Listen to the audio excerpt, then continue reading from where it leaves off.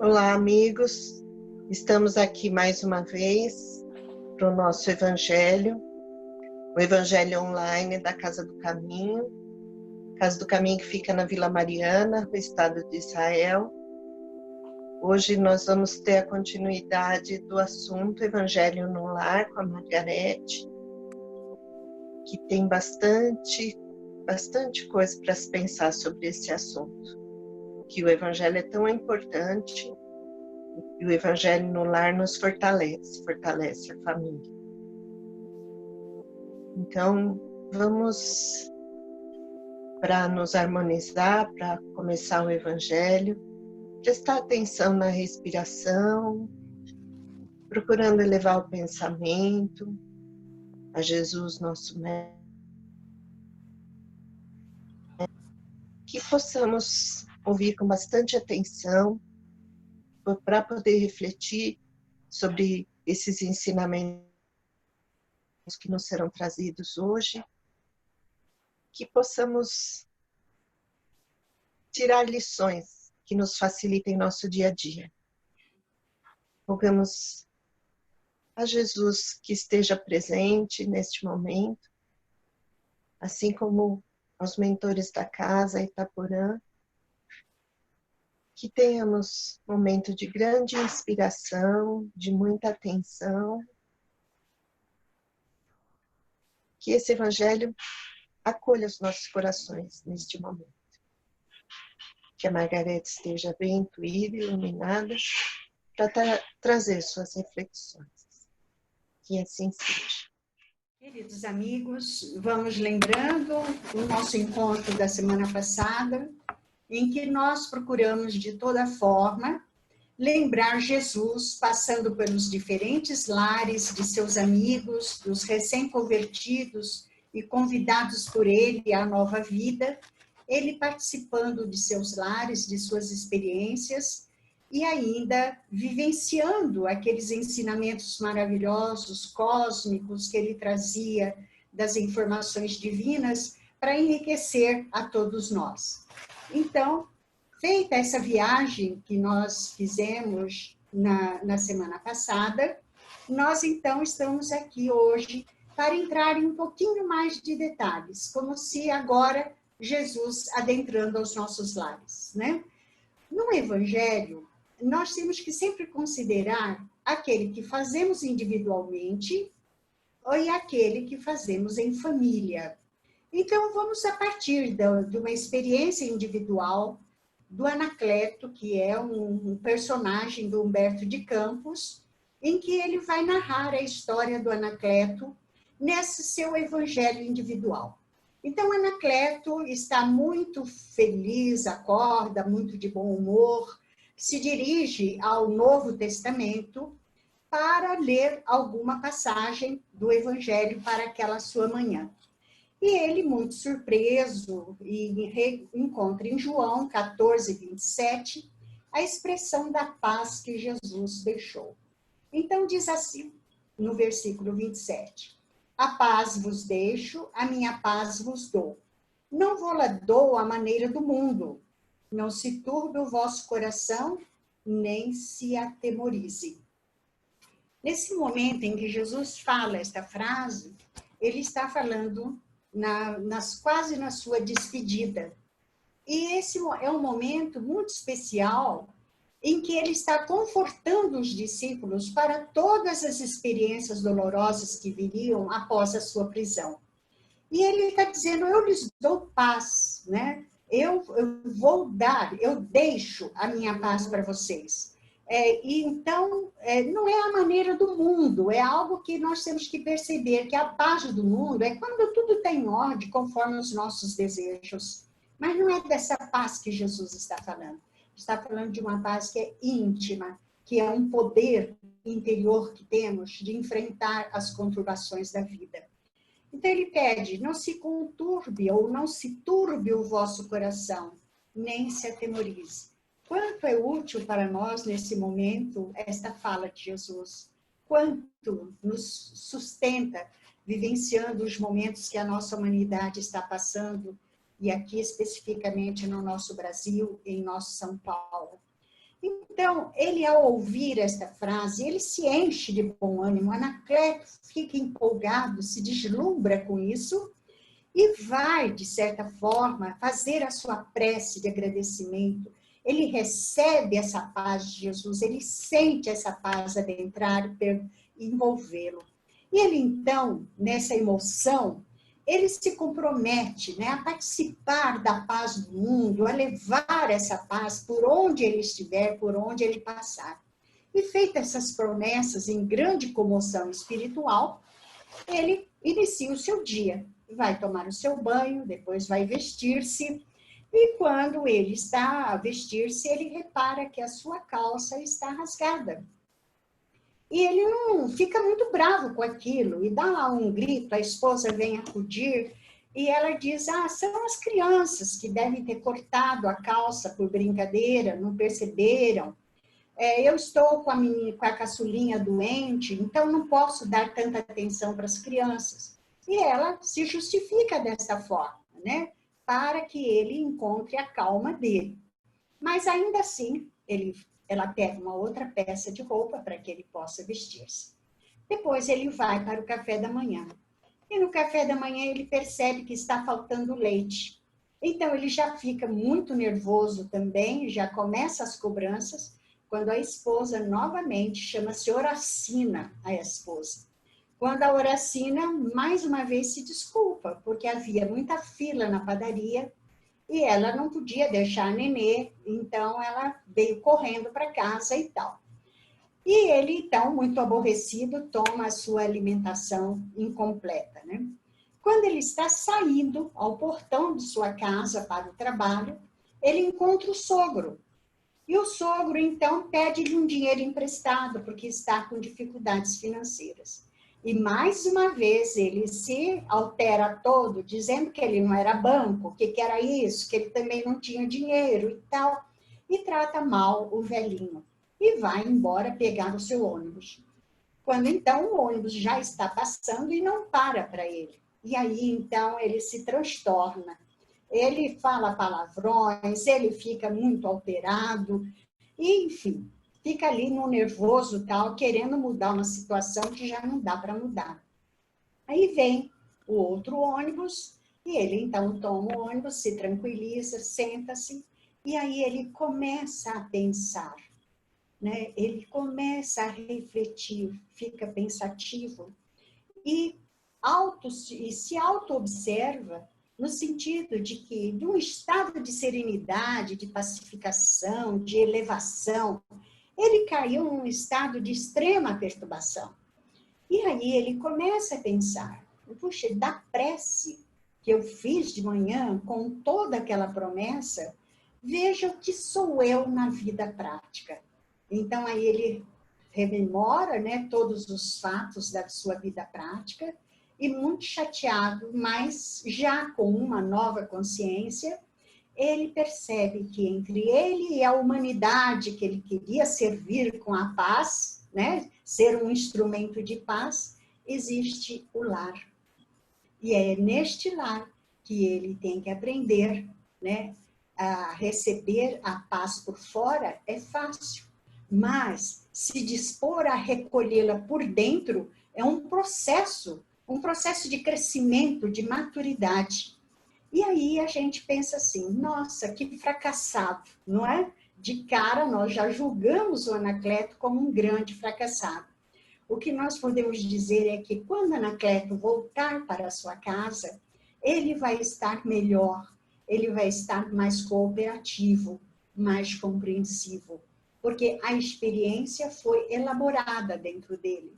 Mas isso é um exercício. Tomar essa consciência de si mesmo nesses momentos é um exercício, é uma conquista. E isto é exercício de virtude. E para o exercício de virtude, nós precisamos estar nos alimentando sempre, porque os nossos velhos condicionamentos, né, as nossas velhas experiências do passado, como nós conquistamos primeiro a inteligência e depois o sentido moral das coisas, a parte moral está sempre devendo para a parte do conhecimento. Nós conhecemos mais do que praticamos. E esse conflito, esse descompasso é muito comum. Então, se nós não fizermos um exercício constante, consciente, na nossa vontade, no nosso desejo de equilibrar conhecimento e comportamento, nós vamos, assim, realmente nos sentir muito mal, muito desgastados, porque é uma cobrança contínua, né? Esse nosso trabalho de adquirir essa conquista de si mesmo nas nossas emoções. Então, a gente propõe, sim, toda a literatura espírita, fartíssima, riquíssima. É uma dificuldade selecionar aquilo que deveríamos falar, porque o Evangelho no Lar é proposto como forma de cultuar as coisas boas, as virtudes, o cultivo dos sentimentos e dos pensamentos adestrados, afinizados com o Evangelho de Jesus, que é onde é o nosso suporte, né? Então, o culto no Evangelho no Lar, como normalmente é referenciado, no sinônimo, quer dizer homenagem de caráter religioso, atitudes e ritos para adorar o divino. E aí quer dizer venerar, acatar, adorar. Entretanto, nós não deveríamos nos prender a esse sentido religioso, litúrgico, mas sim ao sentido espiritual do que é um culto, do que é cultuar. Eu gosto mais da palavra cultivar, é o mesmo radical, né? No cativar está uma linguagem muito da agronomia. Como Jesus usava muito a agronomia espiritual para suas palavras, suas parábolas, nós podemos dizer então que cultivar é lavrar, amanhar, arar, praticar, fazer nascer, desenvolver. Se nós trouxermos isso ainda para o sentido hebraico, nós vamos ter como cuidar, como guardar, aguardar. Esse é o sentido de cultivar. Então, a palavra melhor, nós não vamos escolher o culto como homenagens, atitudes e ritos para adorar o divino dentro da nossa casa, como mais uma representação simbólica de todos os tempos, de todos os templos, em que Jesus dizia, né, que o templo está dentro do nosso lar. Nas nossas orações, ele dizia, entra no teu quarto, e o Pai que vem em secreto. Então, o que Jesus está dizendo é no íntimo da criatura que se opera o verdadeiro culto, o verdadeiro cultivar.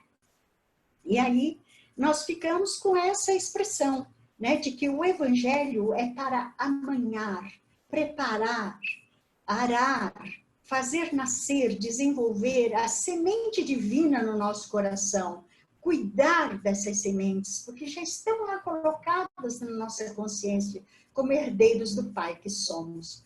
E aí sim, nós vamos cuidar e vamos guardar. Nós vamos fazer esse preparo, esse desenvolvimento de nós mesmos. E assim, nós percebemos que é mais natural. Nós não precisamos de mais atitudes, de mais ritos. Nós precisamos de devoção no nosso coração, no nosso íntimo.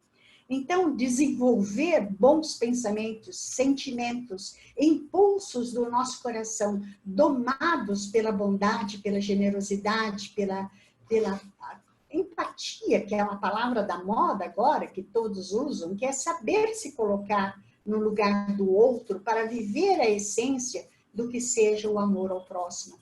Então, a gente prefere mais essa expressão, esse sentido do Evangelho no lar.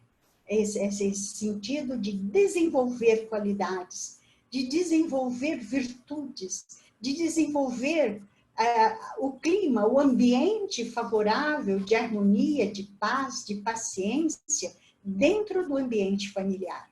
Então, nós saímos lá do Anacleto, que faz o seu evangelho individual, que leva ele a reflexões, que leva ele a posturas novas, de análises do seu próprio comportamento, para entender o que é essa paz. Porque a paz é a soma de tantas coisas boas para que nós possamos viver no nosso ambiente do cotidiano, para poder exercer as nossas obrigações com equilíbrio, com bom senso, com naturalidade, para que a nossa convivência seja o mais afável possível e conquistemos, assim, os méritos, né, do nosso trabalho e da nossa dedicação.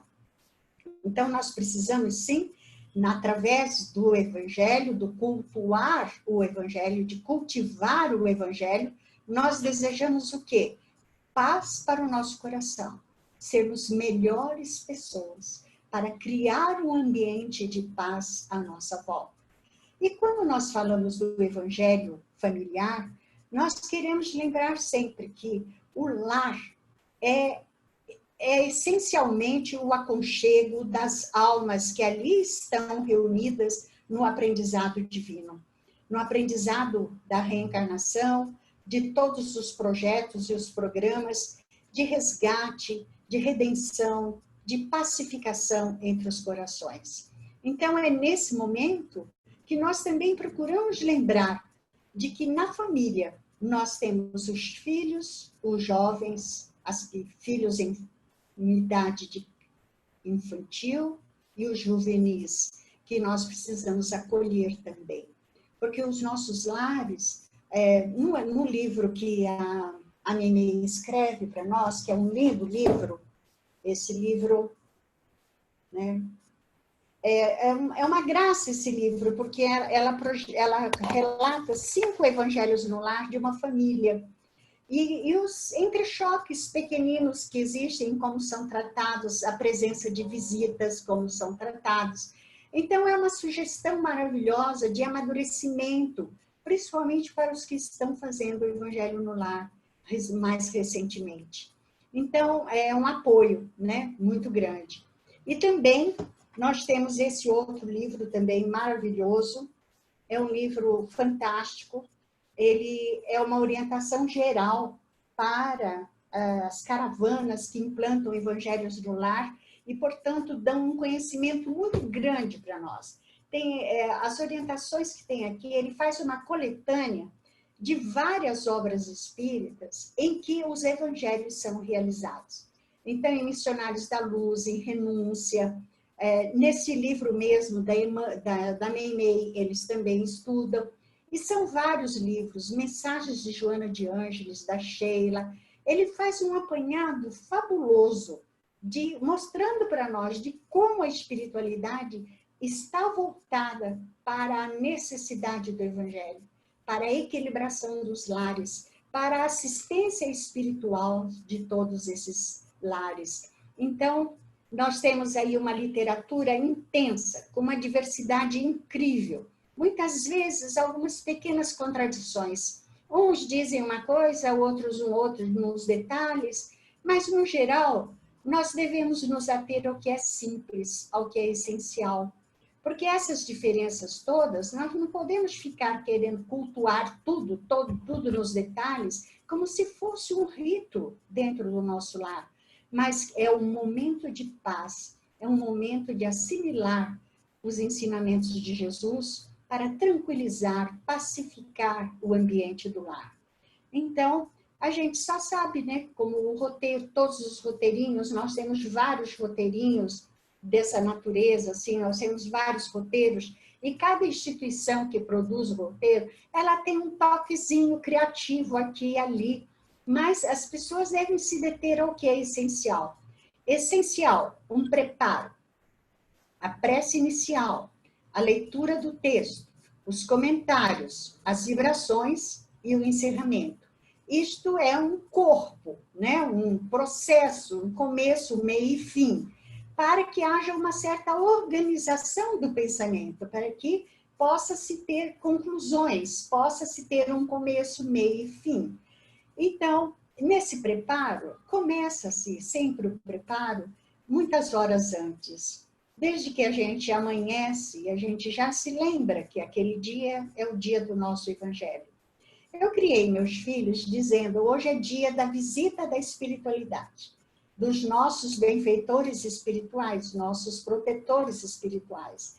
Então, eles já se condicionavam que aquele dia era o dia da visita. Não podia ter muita bagunça e nem briga dentro de casa, né? Então, nós já íamos criando um ambiente de acessibilidade. Conseguia sempre? Não, é verdade que não, porque as circunstâncias do cotidiano e essa invasão que o mundo faz dentro do nosso lar, através da televisão, por exemplo, né, é algo que realmente altera o equilíbrio do lar. Mas, fora isso, as intemperanças naturais de cada um, que na convivência no mesmo espaço, né? Mas esse preparo é algo assim, natural. Eu me lembro, né, de que vai haver o que é o dia combinado do meu evangelho no lar, que essa visita da espiritualidade vai ocorrer, e da mesma forma com que a gente se esmera para receber um visitante da vida material, nós também vamos pensar nesse visitante da vida espiritual, com muito mais interioridade. Para a visita da Terra, nós pensamos em muitas coisas exteriores, mas para a visita espiritual não precisa. Precisa é abrir o espaço no coração. Feito isso, há os que pensam, põe flor na mesa, põe a toalha, põe a água fluir. Tudo bem, nós não ficamos questionando essas questões todas. Cada um faz conforme o seu coração, procurando ser o mais simples e cuidar do que é essencial. Porque o dia que não tiver flor, não é um dia para ficar triste, para ficar aborrecido, para ficar irritado, não é? Então, a gente é que inventa muita coisa para complicar. Feito isso, né, o preparo, normalmente, a todas as suas leituras, sugere que seja em torno de uma mesa. Mas, por quê? Porque é onde se serve o pão do dia a dia, o pão do corpo, também vamos servir ali o pão do espírito. É um lugar em que todos estão próximos, visualizando-se uns aos outros, né? Feito isso, portanto, nós pensamos assim, agora a prece inicial, que é simples, é a ligação com a espiritualidade.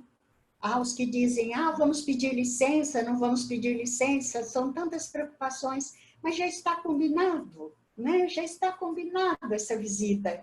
Então, nós só comungamos, só nos unimos e lembramos de Jesus para que esteja presente no nosso lar, através desses mensageiros amigos e dos seus ensinamentos. Aí fazemos a leitura, sempre com espontaneidade, sempre sem o sentido da obrigação. Às vezes, terá que ser pelo sentido da obrigação, pelo compromisso, porque há dias que as energias correm diferente dos nossos desejos. Então, nós fazemos por causa do comprometimento a reunião do nosso evangelho. Mas ali já vai se modificar o ambiente. O ambiente que estava hostil, que estava desagradável, só da gente se colocar, abrindo o coração, na certeza de que estamos recebendo a presença de Jesus, nós já vamos sentir de forma diferente, abrindo espaço para uma harmonização. Feita a leitura, aqui vai um trecho, algo muito importante. Nem sempre nós estamos preparados para aquele texto, ainda mais se nós tivermos filhos pequenos, jovens, que questionam. Então, aquele que faz a leitura, que coordena, vamos dizer assim, que é o responsável pelo evangelho, precisa ter estudo, precisa estar consciente da responsabilidade de trazer o ensinamento de Jesus. Não com grandes obrigações de estudar, de ser um doutor no assunto, mas de compreender a essência espiritual. Porque a letra mata e o espírito vivifica. Isso tem sido, né, uma grande dificuldade da humanidade em relação ao Evangelho. Foi preciso que o Espiritismo chegasse com as chaves da reencarnação, da imortalidade, da evolução, da lei de evolução, da lei de causa e efeito, da comunicabilidade, das influências entre os dois planos, dos mundos que se interagem entre si, para que nós tivéssemos a compreensão mais exata do que Jesus está a nos falar. Então, quebrar esse padrão de interpretar pela letra é algo importante a ser realizado. O estudo da doutrina espírita deve ser paralelo também a essa atividade do Evangelho. Feita a leitura, portanto, fazer o comentário para que todos participem. E aí, na minha casa, por exemplo, eu sempre digo, como é que esta lição tocou seu coração? O que é que isso mexe com o seu sentimento, com o seu coração? Olhe para si mesmo através deste ensinamento. Porque senão é uma coisa dispersa, vai para muita coisa, que não vai operar essa movimentação interior, essa autorreflexão. Então, a gente sempre pede para que a gente olhe a si mesmo para vivificar o ensinamento do Cristo em nós mesmos. Às vezes, pode caminhar um pouquinho para a questão da autoajuda, da autoanálise. Então, por isso que é preciso um certo cuidado, um certo envolvimento amoroso para com todos, para que haja uma observação positiva, não de se culpar, de se criticar, porque ainda não consegue vivenciar esse ensinamento, mas de como abrir o coração para vivenciar. O Evangelho quer dizer boa nova, boa notícia. Não é notícia para nos oprimir, para nos entristecer. É notícia para nos fazer crescer, para trazer alegria das possibilidades na nossa vida. Feitos os comentários, naturalmente o tempo será de uma meia hora no máximo, né? Para que não haja exageros e cansaços e perdas de sentido, de essência. Faça as vibrações. As vibrações, quase sempre nós entendemos que as vibrações devem ser um petitório, uma oração, uma súplica também. Porque também nós vamos orar por algum enfermo familiar ou não, um amigo. Vamos pedir pela saúde deles. Mas, mais do que tudo, vamos aprender que a hora da vibração é a hora de fazer fluir do desejo do coração aquela virtude, aquele bem que nós desejamos trazer para o mundo, para a paz do mundo e para as situações da Terra, né, que nós vamos mencionar, que nós queremos melhorar. O encerramento, normalmente também é sugerido a jarra de água ou o copo de água para determinada pessoa que está adoentada dentro do lar. Então, nós vamos fazer isso também com naturalidade. A questão da água fluida iria equivaler mais a um grande período também de fala, né? Então, finalmente, né, nós dizemos assim, sobre as manifestações mediúnicas, se vai haver alguma entidade que vai se comunicar. Então, o conselho é desaconselhável. É dentro do centro espírita que nós temos a cobertura necessária para a identificação, para a confabulação com os espíritos. Dentro do lar, nós não temos o preparo para isso.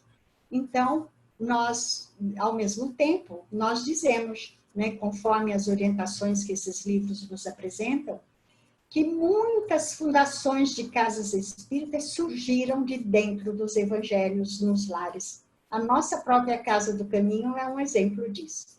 Ela surge no lar de Dona Regina e de seu esposo, em que, recebendo as pessoas para esse evangelho, onde todos sentiam fluir esta alegria magnífica da presença de Jesus e da espiritualidade amiga, é que vai se estruturando as equipes que vêm ser os fundadores da casa.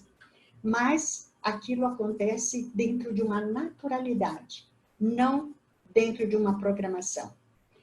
Bom, finalmente, nós queremos dizer que para a relação com os pais e os filhos, o muito importante demais, é os pais abençoarem os filhos. Abençoar sempre, olhar sempre as virtudes. É claro que tem o dever de acompanhar os seus defeitos, suas imperfeições, mas nós temos que ser amigos, nós temos que ser amorosos, para que essas bênçãos para os nossos filhos criem uma atmosfera de acolhimento. Se nós temos no nosso cotidiano implicâncias, críticas, diminuindo a personalidade, a autoestima de nossos filhos, com a intenção de fazermos melhores, nós não vamos atraí-los para o Evangelho. Jesus nos ensina muito bem a questão do julgar, do condenar, mas, ao mesmo tempo, cabe a nós pensarmos muito na nossa atitude real de convivência com a esposa, com o esposo, o que é que nós desejamos, né? Nós não podemos ser este oposto durante o cotidiano, como o nosso Anacleto, né? Que tem essa divisão tão forte e que não conquista, né? Que acabamos dando trabalho, sofrimento para os nossos, em vez de criarmos condições mais afetivas, mais amorosas. Então, se queremos o Evangelho no nosso lar, comecemos tratando por atitudes mais afetivas no nosso cotidiano.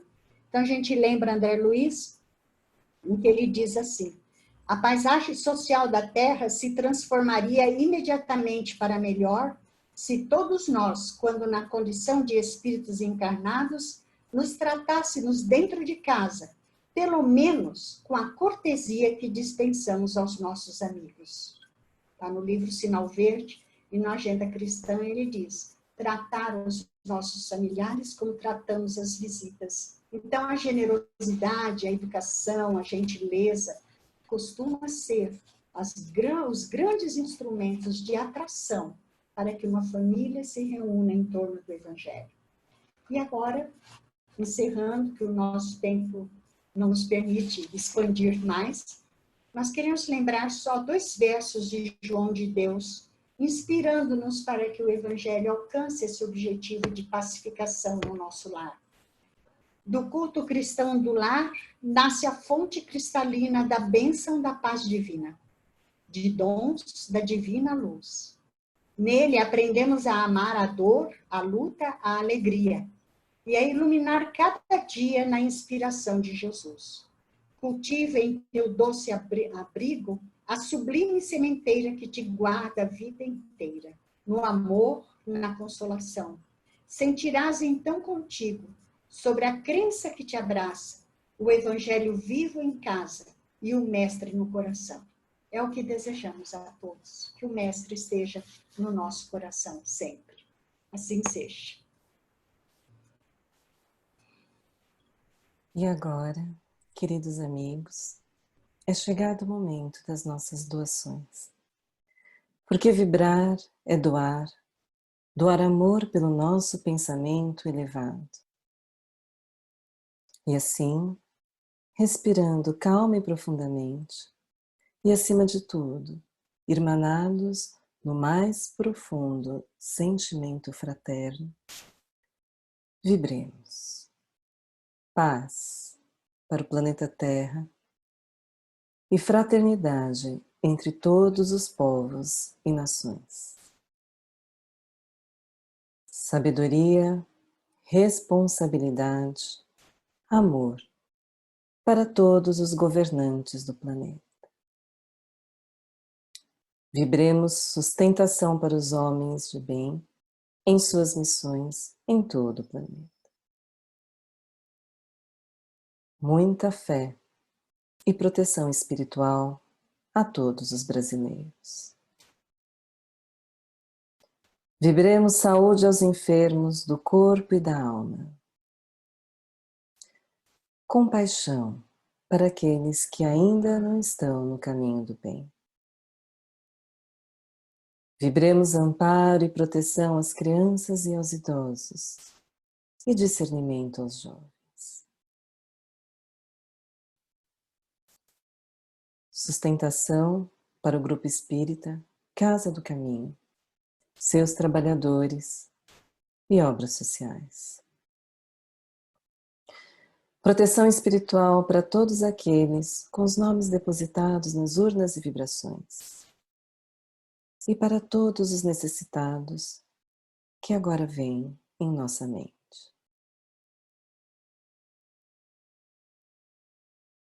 Vibremos união para todos os núcleos familiares.